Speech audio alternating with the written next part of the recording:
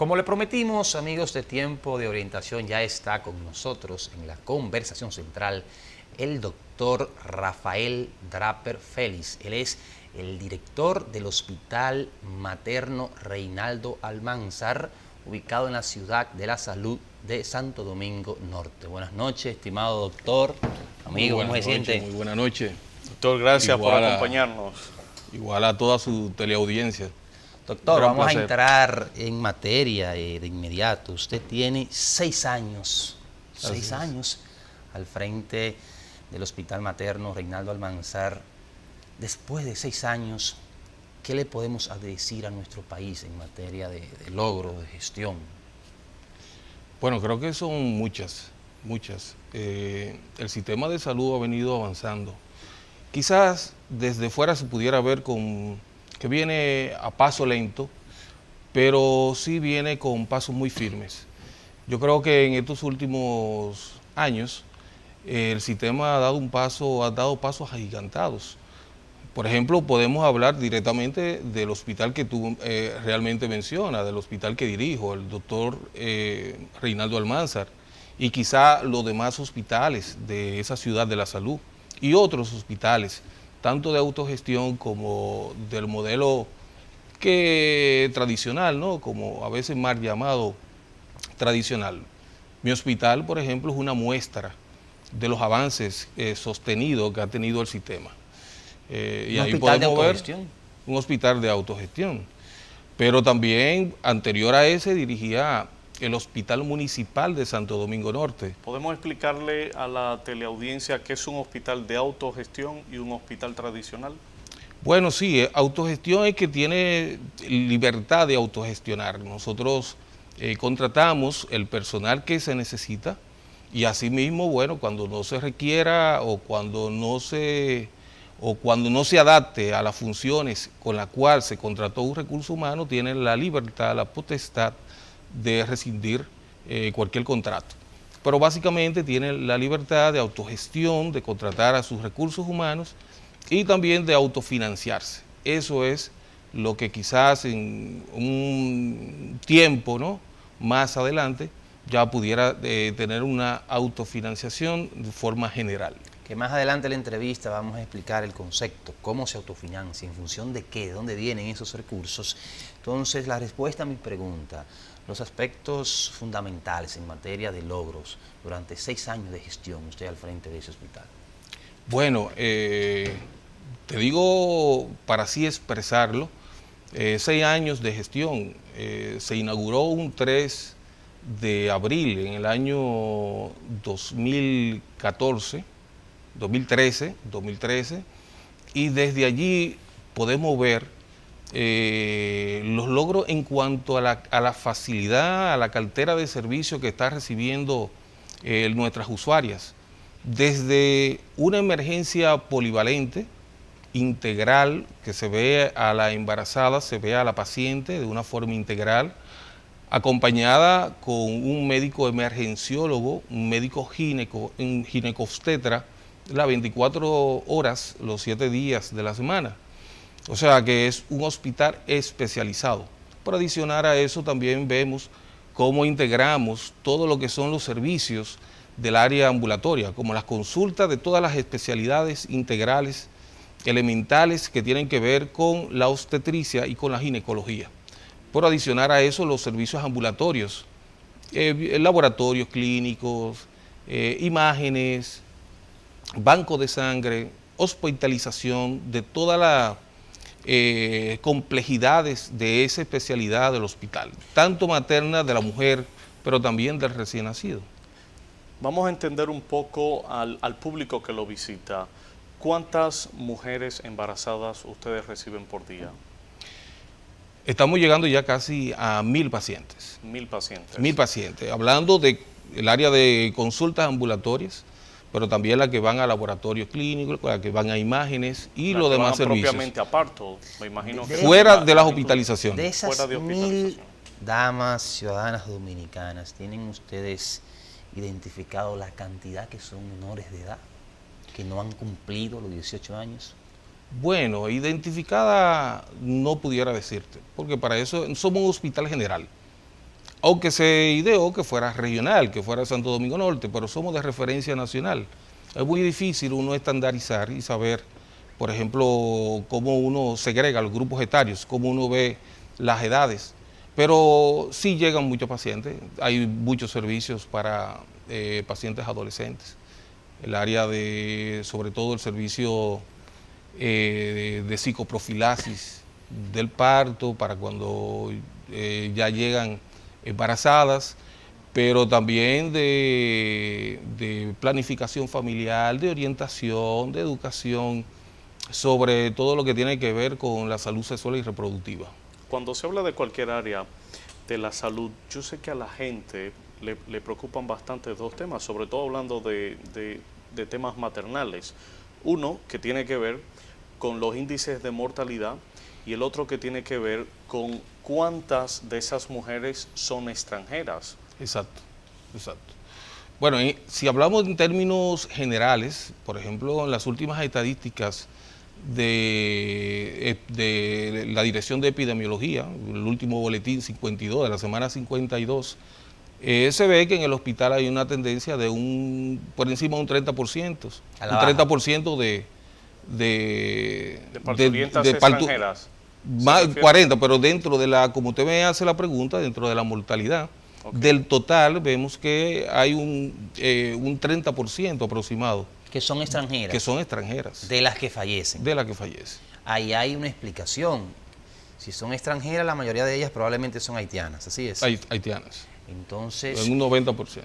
Fallecen en la mayoría de los casos porque no llegan al centro de salud con un chequeo prenatal adecuado. Exactamente. Esa es prácticamente la situación, porque son culturas diferentes.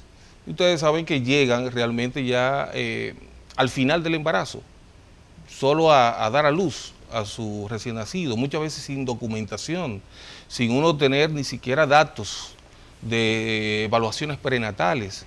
Y al parecer hay poca tendencia de que haya una evaluación prenatal durante sus embarazos. Entonces vienen al final ya es complicada en muchas de las ocasiones, con patologías sobreagregadas al embarazo. Y lamentablemente hacemos el esfuerzo, hacemos todo lo humanamente posible, pero hay casos que nos llegan en condiciones muy extremas, muy mórbidas. ¿Y las muertes infantiles? El índice, ¿cómo anda allá en el hospital? Mira, es una situación que estamos tratando de mejorar, va según va el país. Porque, les reitero, esos hospitales de especializado, de tercer nivel de atención, de cierta complejidad, pues recibe muchas embarazadas a nivel nacional con todas las patologías, con todas las complejidades. Se los envían a los Entonces te llega del sector, de los hospitales del sector público, pero también del privado. Entonces te llegan complicadas. Hay embarazadas que nos llegan al final del embarazo, adolescentes y adultas, que no se han chequeado ni una sola vez. No se han chequeado una sola vez. Tremendo. Muchas llegan inclusive que 9 meses y no se daban cuenta y no sabían que estaban embarazadas. Quiere decir que pudiéramos deslindar, dividir las madres que lamentablemente perecen, que fallecen, las que llegan de otros centros y entre las que llegan inicialmente a tratarse donde ustedes, con su complejidad. Pudiéramos decir que la mayoría que fallecen proceden de otros centros y llegan con complicaciones, versus las que ustedes reciben desde el primer momento en que empiezan con el chequeo prenatal. Claro. Eso está totalmente demostrado, que las pacientes que se chequean desde los inicios de sus embarazos, mayor, como dicen los protocolos, de 4 chequeos prenatales, pues un gran por ciento de ellas no se complican cuando llevan su medicación y cuando llevan todas las disciplinas y las recomendaciones del médico. Ahora, cuando llegan referidas ya a un nivel, un tercer trimestre del embarazo, ya con un embarazo avanzado, llegan complicadas con hipertensión arterial, diabéticas, edematizadas, con muchas complicaciones que lamentablemente a veces no se puede hacer nada. Dificultan el tránsito. Pero que también se clasifican en las directas e indirectas de las muertes, ya que ustedes me hablan del tema. Por ejemplo, muertes indirectas, porque hay muchas embarazadas que fallecen también de condiciones o de patologías, enfermedades que están fuera de su embarazo. Por ejemplo, hay muchas que pueden hacer una hemorragia. Escúchenos, doctor. Esto que observamos en pantalla, señor director, las damas que están sobre unas pelotas rosadas, por favor, denle un poquito para atrás a las imágenes para que el doctor les explique, sobre todo a las damas que nos sintonizan, en qué consiste este servicio que están recibiendo esa cantidad importante de madres. A eso nos referimos. ¿De qué se trata? Bueno, pues mire, eso es un programa de psicoprofilaxis del parto. Tenemos 2 años que iniciamos este programa porque se ha demostrado que con esto lo que hacemos es orientar, concientizar a las embarazadas a lo que se va a enfrentar, tanto en el preparto como en el parto propio y en el puerperio. Ahí se le entrena, es una orientación a la familia, al esposo y a las madres.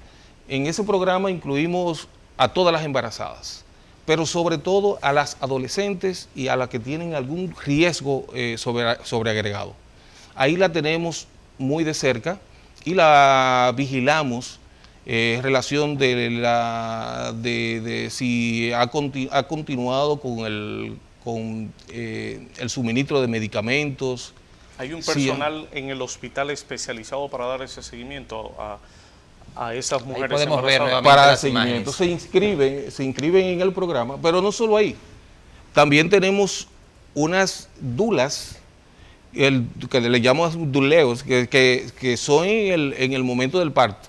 Tienen un acompañamiento la embarazada en el momento de su alumbramiento. De manera que buscamos con esto. Primero, como le decía, orientarla tanto para los beneficios del embarazo como del parto en sí, pero también del puerperio, para que sepan la importancia de continuar al pie de la letra su medicación. Pero con eso buscamos también reducir el temor, el miedo que tienen las embarazadas, sobre todo las primerizas, las adolescentes, cuando se van a enfrentar a esa labor de parto. Con eso buscamos reducir un gasto de bolsillo de las pacientes, del hospital, pero también de las diferentes ARS.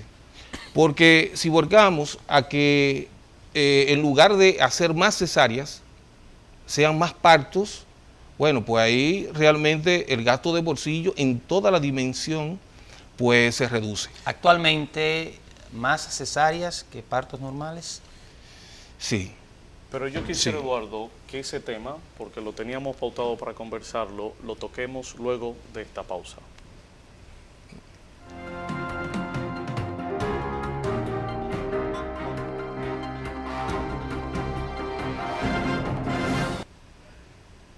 Gracias, amigos de Tiempo de Orientación. Seguimos con el doctor Rafael Draper Félix, quien es el director del Hospital Materno Reinaldo Almanzar.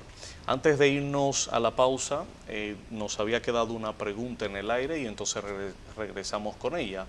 Es bien sabido, es muy comentado en el país de que la medicina en el mundo propicia que los partos sean naturales. Sin embargo, y que la cesárea sea una segunda opción. Sin embargo, la medicina dominicana ha optado por las cesáreas como primera opción. ¿Qué están haciendo ustedes desde el hospital? ¿Qué planes tiene el Ministerio de Salud Pública para revertir esta situación? Que usted bien ha señalado, aumenta los costos de la familia, aumenta los costos del hospital, aumenta los riesgos también, pero también las ARS, que son el negocio del sector salud, pues también salen perjudicadas. Entonces, ¿qué están haciendo ustedes para revertir esta situación? Mira, se están haciendo esfuerzos, grandes esfuerzos desde el Servicio Nacional de Salud y de los propios hospitales. Primero porque ya la atención está protocolizada. se le está dando seguimiento inclusive a la adherencia de esos protocolos por hospital. Eso va a incidir directamente en que se prefiera el parto a la cesárea. Sobre todo que hay organismos internacionales que están detrás, eso es un indicador prioritario. Aquí por ejemplo, en nuestro hospital aquí andamos en 70-30, cuando debería ser todo lo contrario, incluso mucho más en el caso de las cesáreas. Bueno, los estándares internacionales te hablan de un 15%. Aquí ahora mismo andamos en sentido general en un 57-56% de cesárea. De ese 56, vemos que en el sector privado todavía está por encima. Hablamos de un 84, un 85% del sector privado. En el sector público, un 56%. Pero también eso separamos, como lo separamos nosotros en la maternidad, porque hay cesáreas primarias y cesáreas secundarias. Me explico. Primarias son las que se le hace un procedimiento cesárea por primera vez. Ya las secundarias son por cesáreas anteriores. Entonces, ahora mismo se está tratando de hacer una modificación en base a los protocolos de atención materna para que los hospitales que tengan las condiciones pudieran dar un parto tras una cesárea, siempre y cuando se sepan los elementos y la situación que indujo a que se hiciera una primera cesárea o una segunda cesárea. Entonces ya se separa una cesárea por una cesárea anterior o una cesárea sin previamente tener un procedimiento quirúrgico tipo cesárea. Por ejemplo, en nuestro hospital, nosotros ahora rondamos el 20% de las cesáreas primarias. Ahora, las que llegan con ya una cesárea anterior, el mismo protocolo habla de una cesárea tras una cesárea, por las complicaciones que se pueden presentar. Doctor, ustedes son un hospital de autogestión. Autogestión, para los amigos televidentes, ya usted lo explicó, tienen la capacidad de autogestionarse a sí mismo, pero la fuente de los recursos son dos, y usted me va a corregir. La subvención que le otorga el Estado a través ahora del Servicio Nacional de Salud, antes del Ministerio, y los recursos que reciben de las ARS privadas. Entonces queda una brecha Y pública. de público, y es la de los dominicanos que aún no están protegidos por la seguridad social, ni por el régimen subsidiado, ni por el contributivo, independientemente de la ARS a la que pertenezcan. ¿Qué pasa con esa madre dominicana que no está protegida aún por la seguridad social? Le ofrecen los servicios, no le dan entrada, le ofrecen servicios a medias, corre por su suerte. ¿Qué sucede con esa dominicana, tomando en cuenta la cartera de servicio y la modernidad y la calidad de ese centro que usted dirige? Exacto. Bueno, decir que, así como usted dice, o sea, son centros que los centros hospitalarios son las empresas más complejas de uno administrar. Porque lo que yo le llamo, por ejemplo, inversión o gasto ciego, diferente a las demás instituciones, las demás empresas, que fuera de la parte, la gente cree que en un hospital solamente el gasto es medicamentos e insumos médicos, pero no, es una empresa, también se daña la planta, hay que darle mantenimiento a toda esa maquinaria, a la infraestructura, hay que darle mantenimiento a los equipos médicos, que son bien costosos. Entonces un hospital requiere de una gran inversión para uno poder mantenerla, para poder mantenerse.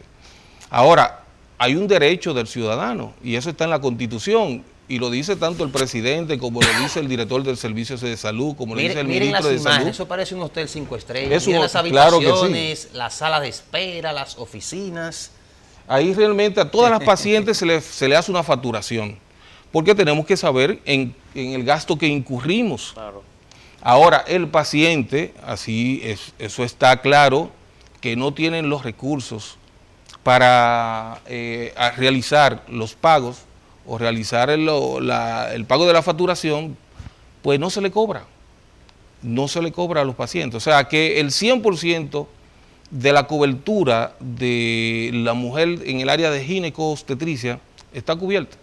porque es un derecho que le asiste a, Doctor, a nuestra población. Estuvimos de visita recientemente en el hospital a propósito, y ahí están las imágenes, de que la administradora de riesgo de salud de Maestro, pues celebró un contrato de servicio con ustedes. A partir de ahora ustedes se integran a la red de servicios de esa ARS y las madres, las maestras, ya pueden acudir a ese hospital. Nos percatamos de que ustedes han sido objeto de reconocimientos y de certificaciones. Me llamó poderosamente la atención una que la otorga la UNICEF. Exacto. Y que los obliga a ustedes a mantener ciertos estándares de calidad en algunos tipos de servicios. Explíquenos de qué se trata esa certificación. Bueno, decir con orgullo que somos el primer hospital, tanto de nuestro país como de todo el Caribe, en ser certificado por la UNICEF, pero también por el Viceministerio de Garantía de la Calidad del Ministerio de Salud Pública, donde se le otorga esa certificación,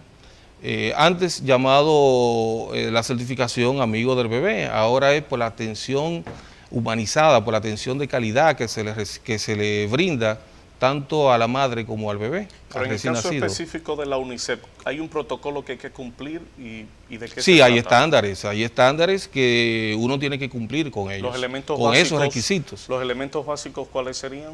Son 17 estándares, por ejemplo, ahí es parto limpio, lactancia, apego del bebé, o sea, que inmediatamente se hace el parto, debe haber un apego, debe haber una inducción de la lactancia materna, solo lactancia materna durante los primeros 6 meses. Eso y 17 estándares más, que tienen mucho que ver con la calidad de la atención. Parto limpio, infraestructura adecuada, un trato humanizado. Ver en pantalla el certificado. Sí, pero ese certificado se evalúa cada año. O sea, no es que un certificado y te quedaste permanentemente con esa certificación. Si tú no cumples y si bajas los estándares, claro, te retiran esa certificación. Y a ver si se le da cumplimiento a las 17 normativas que usted ha señalado. Exactamente. Doctor, ¿qué es el Hospital Verde? Estamos tratando de... Eso tiene mucho que ver con el medio ambiente. Estamos trabajando para ver si nos podemos certificar como Hospital Verde. Eso tiene mucho que ver con los desechos sólidos, los desechos contaminantes biológicos, con todo el uso de reducción del uso de papel, todo lo que tiene que ver con medio ambiente. Eso implica muchos esfuerzos, hay factores que inciden externos que quizás no pueda uno en estos momentos cumplir para poder lograr la certificación, pero se está trabajando con eso. Pero más que esa certificación también tenemos 6 años, pero tenemos ya 3 medallas, 3 reconocimientos de plata, y ya el año pasado, en este enero, recibimos la medalla de oro. Los premios de los premios de la calidad del Ministerio de Administración Pública. Pero también esos son estándares que hay que cumplir, muy rígidos de la calidad de la atención. ¿Por eso es que no lo mueven a usted entonces? ¿Será? Bueno. Vámonos, doctor, vamos a coger otro tema. Decía que nos vamos un poquito al hondo. Esta es mi tesis con respecto a las parturientas de origen haitiano. Yo entiendo que ellas debe brindársele el servicio en los hospitales de la República Dominicana, pero que como no tributan en el Estado Dominicano, exacto, deberían pagar por el servicio que han recibido. Eso sucede con cualquier dominicano que visita un país que no es el suyo, inmediatamente necesita cualquier servicio. Si no tiene un seguro médico de cobertura internacional, tiene que pagar el 100% claro, de la factura. Esa es mi teoría. Claro. ¿Usted tiene alguna al respecto? Bueno, estaría de acuerdo de eso. O sea, en todos los hospitales, tanto de Europa, en Estados Unidos, algunos, la atención es gratuita y es un derecho de la población, debería ser así. Pero alguien paga los servicios. En este caso, con el presupuesto que hablábamos y ver cómo en algún momento se llegue verdaderamente a la descentralización, a la autogestión, que no es lo que tenemos hoy, alguien paga. En Europa, en los hospitales que conocí, usted invirtió, usted gastó 10 pesos en el mes, el Estado le devuelve sus 10 pesos, pero usted no le cobró un centavo a nadie. Pero ahí no se lesiona quizás parte de la institución en sí, en la compra de insumos, en la compra de medicamentos, en los pagos de mantenimiento de equipos. ¿Deberían las CRS privadas pagar por los servicios de los pacientes con seguro médico que visiten los hospitales en la República Dominicana? Pero sí, ya lo pagan. Sí, lo pagan, pero no en todos los hospitales. No en eso todos eso los... depende de si estén habilitados o no. Bueno, pero ¿por qué no se ha hecho? Porque es un tema que lo hemos venido tratando durante muchos años. Quizá falta, yo creo que con el esfuerzo que ha hecho el Estado, el propio Servicio Nacional de Salud, a cargo de su director, el licenciado Chanel Rosa, bueno, pues se están, ustedes ven, los hospitales que se están remozando, ya son muchos, pero fuera de eso, en estos momentos se están equipando los hospitales. Pero más que eso, también se le está contratando personal, sus recursos humanos, lo que necesiten para dar un servicio de calidad. La idea con la que se concibió ese proyecto, o una de ellas, fue precisamente que esos hospitales pasaran en cierta medida, si no de un todo, a ser hospitales de autogestión, con esa calidad de servicios, materia de equipo, de personal humano, de tecnología, ser habilitados, poder contratar los servicios de la ARS y que esos recursos frescos le lleguen a esos hospitales. Esa fue la idea. Doctor, antes de irnos finalmente, se está hablando mucho en este momento de que ya vamos a implementar el primer nivel de atención en salud en la República Dominicana. Su opinión, si usted está de acuerdo o no, y si ese proyecto impactaría en la salud materna y como vía de consecuencia en la reducción de las muertes maternas. Pero claro que sí, claro que sí. Tenemos ya 20 años, ¿no?, apagando y tratando de que inicie. Sabemos que es un poco complejo, es difícil, y también poner en red un sistema tan complejo como eso, bueno, requiere muchos recursos. Pero sí, o sea, tenemos que entrar a eso. Y yo veo los esfuerzos del propio ministerio, que vi en estos días que estaban contratando unos promotores de salud, de manera quizás no propiamente dicho para integrarlo dentro de la red pública, pero sí que para que le dé seguimiento a las usuarias que se contrarrefieren. Pero no solo de la materna, si nosotros enlazamos esa red de atención de los centros de primer nivel de atención, lo de segundo nivel de atención y lo de tercer nivel especializado, pues no solo a las embarazadas, sino todas las patologías, todas las enfermedades, se le va a dar un seguimiento oportuno, tanto para la remisión de los pacientes, pero para la contrarreferencia. Una embarazada que tenga y que reciba atención en su UNA, en su comunidad, con sus promotores, que la visite, que la conozca, que después en la contrarreferencia, luego en la etapa puerperal, después del parto, se le visite y se le dé seguimiento, si se tomó los medicamentos, si el hipertenso se le tomó los medicamentos, pero más que eso, en el primer nivel se le facilitarán los medicamentos. Entonces, por supuesto que eso va a mejorar considerablemente el índice de mortalidad materna y de toda la patología, pero también la satisfacción. Vamos a mejorar todo. O sea, porque debería, en lugar que el paciente nos llegue o del primer nivel, o que nos llegue propiamente sin enlazar un primer nivel directamente al tercer nivel, pues el hospital se siente cargado. Podrá, por ejemplo, optimizar sus recursos. Claro que sí. Por ejemplo, los hospitales de tercer nivel ahora se ven desbordados de la demanda que tienen, de la oferta que tienen.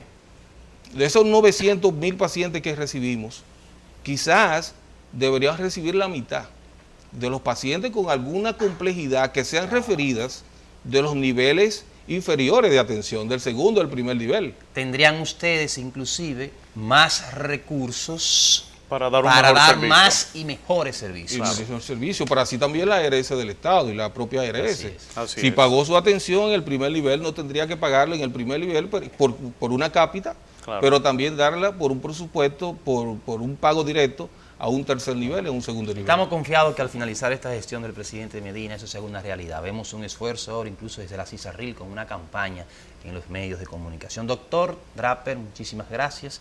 El tiempo en televisión es más cruel que el tiempo real. Debemos de despedirle. Gracias a ustedes. Pues gracias a ustedes y a las órdenes. Gracias, doctor. Amigos televidentes, continuamos después de la pausa con Tiempo de Orientación.